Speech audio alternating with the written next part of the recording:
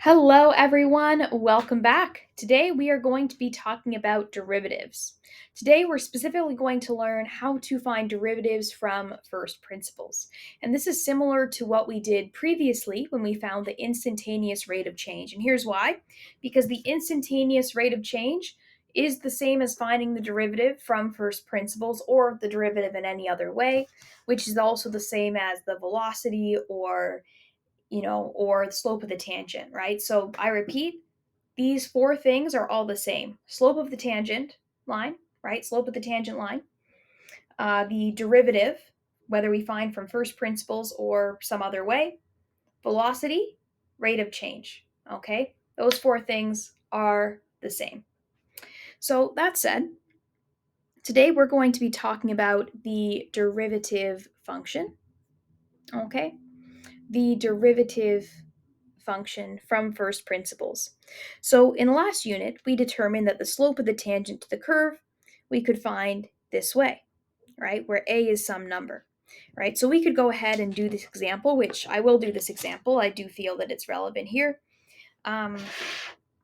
Which says we could determine the slope of the tangent to the curve y equals x squared at any value of x on the curve. Find the slope of the tangent at x equals 2 and x equals negative 3. Well, first, to find the slope of the tangent, I need to find it in the general case, right? So here we have m is equal to the limit as h approaches to 0, right? For x squared, so a plus h squared minus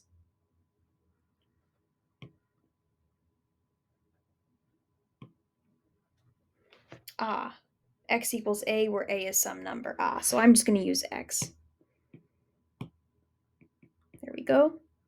Minus x squared all over h, right? And now we can expand and simplify this, and we are going to get limit as h approaches 0 is x squared plus 2xh plus h squared minus x squared over h. So we can cancel those out, and we can cancel the h on the bottom with these two, and we end up with just 2x, right? Okay, so if we want to find the slope of the tangent at x equals 2, it is going to be 2 times 2, which is 4, and at x equals negative 3, it'll be 2 times negative 3, which is equal to negative 6. There we go. So hence, the equation for the slope of the tangent to the curve y equals x squared is y equals to 2x, right? Or rather, 2x. So that's just it. That's just it. So what they're trying to get across here is that the derivative of any function f of x is the equation for the slope of the tangent at any point x. And here's some symbols for the derivative. F prime of x is the derivative of f of x. dy over dx also says derivative of y with respect to x. And y prime, right, y with a little prime sign, is also the derivative. And so not only does m equal this, right? This derivative from first principles, f prime of x is equal as well. So that's good. So basically, earlier when we were learning that this is the slope, this is also the derivative. This is also f prime of x. Now we will learn easier ways later on to figure that out, but for now, we're going to stick with the first principles method. So here's an example, and note that if the limit does not exist at point x, then the limit is not differentiable at that point. And this is called our first principles definition of the derivative, this right here. All right, so let's go to example 2. I'm going to skip example 1. It's just asking us to draw graphs for, f of x and f prime of x, right, which is just our quadratic. Well, I guess now I'm doing it. I said I was going to skip it, but I guess we're doing it now, right, and 2x.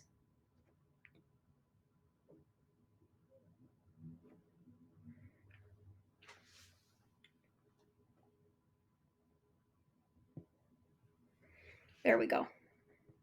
All right.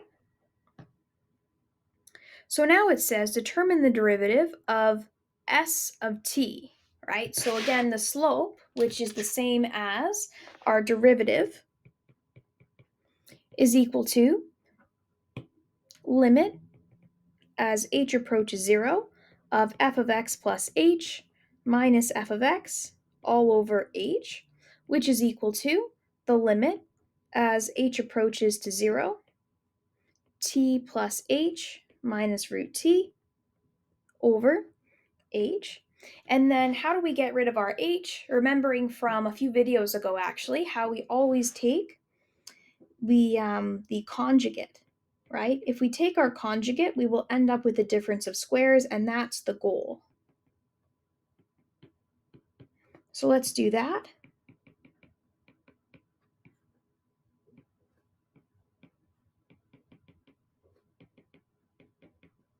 Like that. Excellent. And then the t's cancel out, right? And then these h's can cancel out. And so then we just have 1 over root t plus root t, which is equal to 1 over 2 root t. And there we go. There's our answer. And now I know this is very similar to one we did before we knew it was the derivative, and all of these are going to be very similar to that, right? This has to do with finding the derivative from first principles. Okay, let's go on to example number 3. If f of x is equal to 1 over x, determine the equation of the tangent line to the curve and find the slope of the tangent line at x equals -3 and x equals 2. So first, let's do the first part of that and just find the equation of the tangent line. So remembering that the equation of the tangent line is the same as derivative, and let's find that derivative from first principles. So here we have limit as h approaches to 0, 1 over x plus h minus 1 over x. Now what are we going to do to these? We are going to multiply them in such a way that the denominators are the same. So what do we have to multiply x plus h to in order to get the same as the other side? We must multiply by x, so I'm going to do that. And over here, 1 over x, x plus h over x plus h, and that's all over h. My next step, which we'll do up here,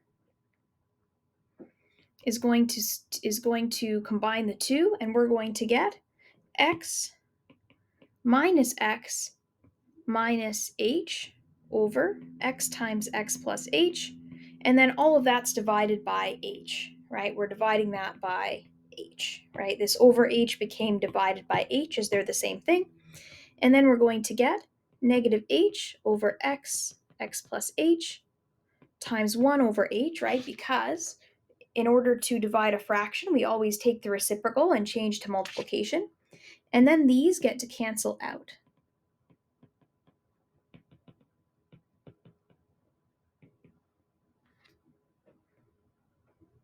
So then we're going to have 1 over x squared, and that's going to be our answer. Now, part B of the question asks to find the slope of the tangent at the specific points. So at x equals to -3, we have -1 over -3 squared, which is equal to -1 over 9. And then at x is equal to 2, it's going to be -1 over 2 squared, which is -1 over 4. And so those are the answers for that part. Whenever we're asked to find it at a certain point, we just need to sub in that number, so it's very straightforward and simple. The hard part is part A, which is actually determining what that equation is, right? What is that derivative from first principles?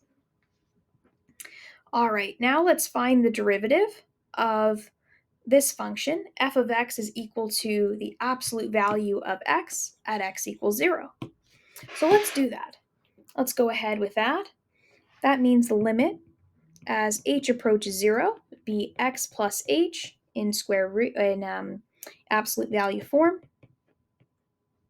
like so. But then the problem is we're going to reach a two-sided limit here. We know x is equal to 0, right? So we could simplify this down and say oh, this is going to be root h over h, right? Because x is 0. However, the problem with this is there's two different limits here, right? If we went with the right-hand limit or the left-hand limit, we'd get negative h over h, which is negative 1, right? That's one answer. And then if we went with the right-hand limit, we'd get h over h, which is equal to positive 1. So therefore, because we got two different answers, the limit does not exist, right? The limit does not exist, which means that the function is not differentiable at x equals 0. So therefore, f of x is not differentiable, meaning we cannot find the derivative at x equals to 0. All right, now let's do one more example and then we'll be done for the day. This one says, determine the equation of the normal line to the curve y equals x over x plus 1 at x equals to 2. So let's go ahead and do that, right? So the first things first, we are going to go ahead and sub in our values here. So the limit as h approaches 0 is going to be equal to 2 plus h over h plus 3 minus 2/3 over h, which then, what do we need to do next? We need to make sure we have the same denominator, right? So let's do that. 2 plus h over h plus 3 times h over h minus 2 over 3, or sorry, 3. And then here it's going to be h plus 3, right? Because our goal is to make the denominators the same. And this is going to be all divided by h. Then we're going to go back in and we're going to say this is the same as 6 plus 3h minus 2h minus 6 over 3 times h plus 3 times 1 over h. And then these 6's cancel out and we end up with limit as h approaches to 0 of h over 3 times h plus 3. And then at this point, we can plug in our number, right? We're going to end up with, let's see, we're going to end up with 1 over 9 as our answer, right? Because these h's canceled out in the end, and so we're able to sub that in and, and get a good number. So considering that the slope of the tangent line is 1/9, that means the slope of the normal line is negative 9, right? Because again, the slope of the normal line is going to be the negative reciprocal of the slope of the tangent line. So therefore, if slope of the tangent line is 1/9, slope of the normal line, so m norm, slope of the normal line is going to be negative 9.